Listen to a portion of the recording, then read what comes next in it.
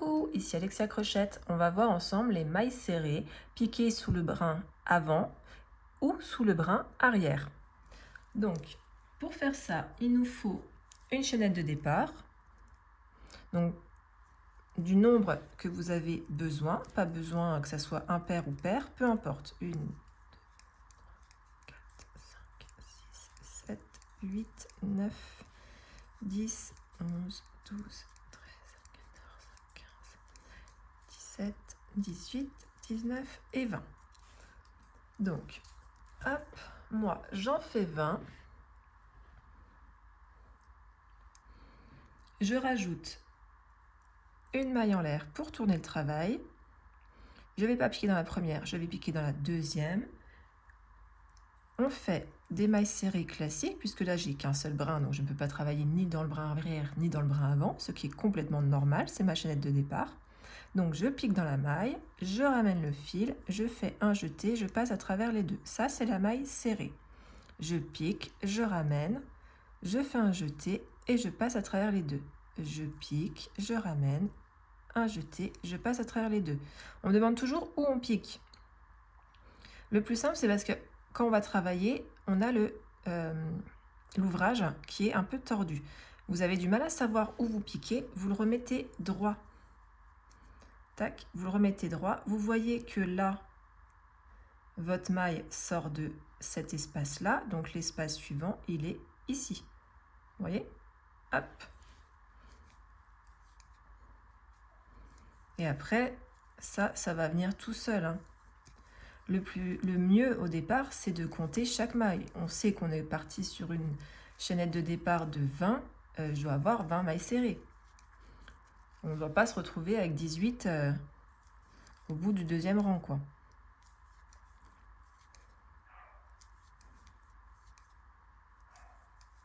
Alors, il y a la solution de mettre un marqueur dans chaque trou, oui. C'est un peu contraignant quand même. Moi, je vous conseille de compter, c'est quand même plus facile. Donc, j'ai fait mon premier rang de mailles serrées. Ici, on va faire une maille en l'air pour tourner le travail et on va piquer dans le brin arrière. Donc, je rappelle pour ceux qui ont déjà vu ou j'explique pour ceux qui ne connaissent pas. La maille, hop, vient ici, voilà. La maille, elle se constitue de deux brins, donc le brin avant et le brin arrière. Quand on est face à son ouvrage, le brin avant, c'est devant nous, le brin arrière, c'est derrière. Jusque-là, c'est assez simple à retenir. Donc, je fais... Hop, je n'ai pas pris dans le bon sens, voilà. Je vais faire des mailles serrées sur le brin arrière. Ma maille en l'air, elle compte comme une maille serrée, donc je ne vais pas piquer dans la première, je vais piquer dans celle d'après. Donc le brin arrière, je fais un jeté, je recommence, je pique dans le brin arrière, je ramène mon fil, voilà, je fais un jeté, je passe à travers les deux. Donc toujours dans le brin arrière. La particularité de piquer dans le brin arrière ou dans le brin avant, c'est que vous allez créer des petits reliefs. Il faut que je me méfie parce que j'appuie les coudes sur la table et du coup ça fait bouger la caméra. Voilà. Et je trouve que vous n'avez pas... Ah si, ça va. Vous n'avez pas beaucoup de lumière aujourd'hui. Je sais pas. Hop.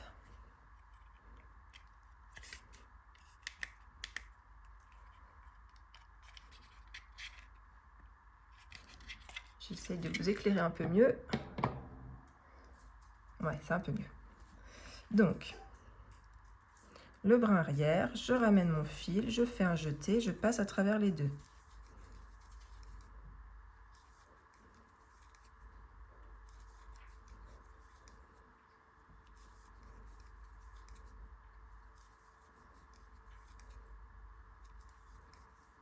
C'est plus facile de voir le brin arrière et le brin avant si vous prenez votre ouvrage et vous le mettez comme ça, face à vous.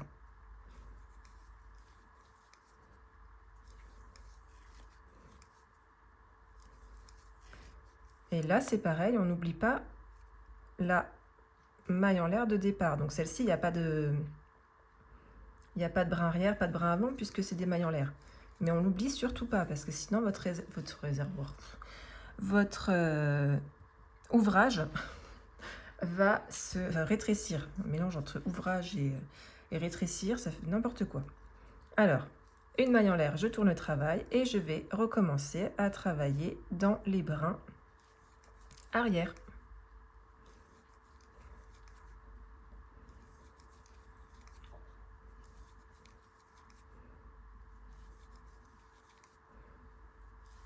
Donc là, je vous montre tout sur les brins arrière. Si vous voulez faire sur le brin avant, c'est le même principe, sauf que vous piquez dans le brin avant.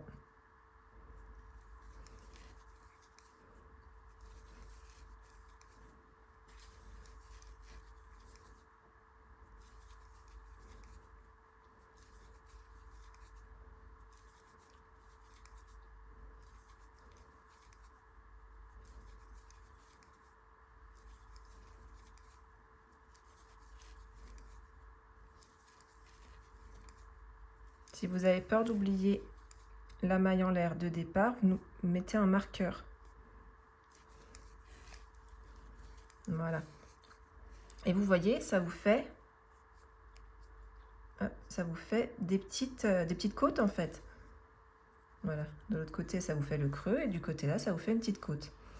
Donc là, on a vu ensemble les mailles serrées sous le brin arrière et vous pouvez faire sous le brin avant. N'hésite pas à t'abonner pour plus de vidéos.